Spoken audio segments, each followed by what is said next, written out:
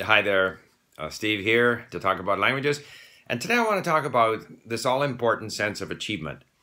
We all know that when we feel we have achieved something, then, I don't know the physiology of it, but I think that certain chemical, reactions or whatever, changes take place in the brain, give us a positive feeling about ourselves.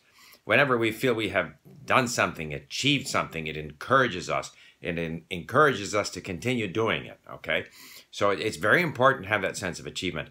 Unfortunately, in language learning, the sense of achievement, because the progression in our language skills is such a gradual thing, we don't notice, we did something and now we have a sense of achievement. If you go to the gym and work out, you come out, your muscles feel a little bit tighter, you've had a shower, you feel good. Whether you have dramatically improved your physical fitness or not doesn't matter. You come out and you feel good about yourself. In language learning, if you spend an hour studying the language, reading or reviewing words or whatever you're doing, listening, you don't have that obvious feeling that, wow, look at, like I feel better. So it's very important that we give ourselves credit for what we have done. If, say, I say, okay, I'm going to sit down for an hour and I'm going to, what I'm doing right now with my Arabic is I'm listening to my mini stories on my iPad and I'm reading along, and there's still words that I don't know and I look them up and I spend an hour.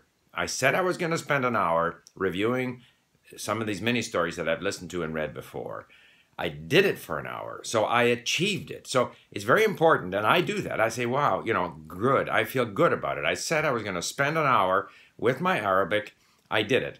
Now, the benefits of that are long-term. I know that the more time and effort and time in particular, that I put into whatever language it is, I am definitely improving. My brain is gradually getting more and more used to the language. So I should take from that hour or half an hour a sense of achievement. If during the day I had lessons on my, smartphone and I had 5 minutes here and 10 minutes there, I like to give myself, a pat on the back for that, but that's more difficult to do. The same with just listening in the car. Because I'm also driving, I don't come away with that same sense of achievement. But when I sit down and I say, okay, I'm going to spend an hour with the language, when I do that, then I close the book or close the iPad or whatever it might be, and okay, I got that behind me, I did that.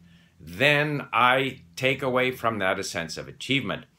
That's also, for example, why at LingQ we have so many milestones, words known, words read, people follow their streaks, any of these measurements of their sort of activity level.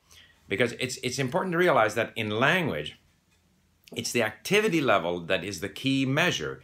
If you spend time with the language, and I'm not talking about reading grammar rules, I'm talking about actually allowing your brain to engage with the language through reading, listening, talking, writing, that you are improving. You cannot but improve. The brain is getting more and more used to the language. So the activity is what matters. So make sure that when you spend some time with the language, give yourself credit for doing that so that you have the sense of achievement, because a sense of achievement is very important to our continued commitment to stay with the process. Now, that's with regard to achievement.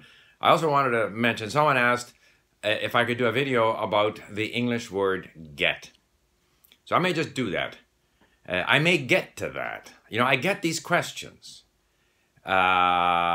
And this, but the problem with that is, you can look up, you can Google get, and you'll get 10 different meanings. You'll get 10 different meanings of the word get. Get it? Okay? I get up in the morning. And you can read it and you'll forget them. And you'll also see a whole bunch of, call them phrasal verbs with get. Get up, get in, get out. Whatever it might be, but you'll forget those too. So what you have to do is whenever you are reading, listening, especially if you're on LingQ, you save phrases.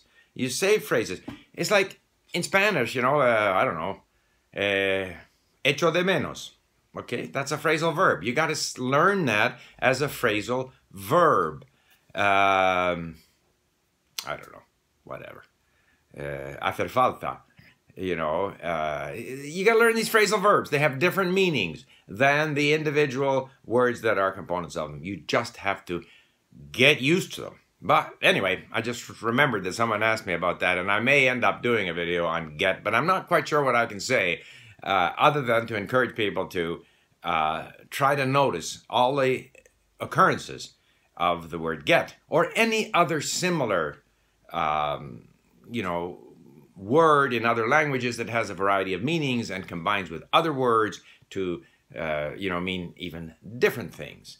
So I guess to bring it back to my original subject, if you can commit yourself to spending the time reading, listening, focusing sometimes, underlining these phrases, as long as you look after that end of it, spending the time with the language, try to focus in on things that you want to learn, and then give yourself or give yourselves a pat on the back for having spent the time, all these other things will gradually fall into place.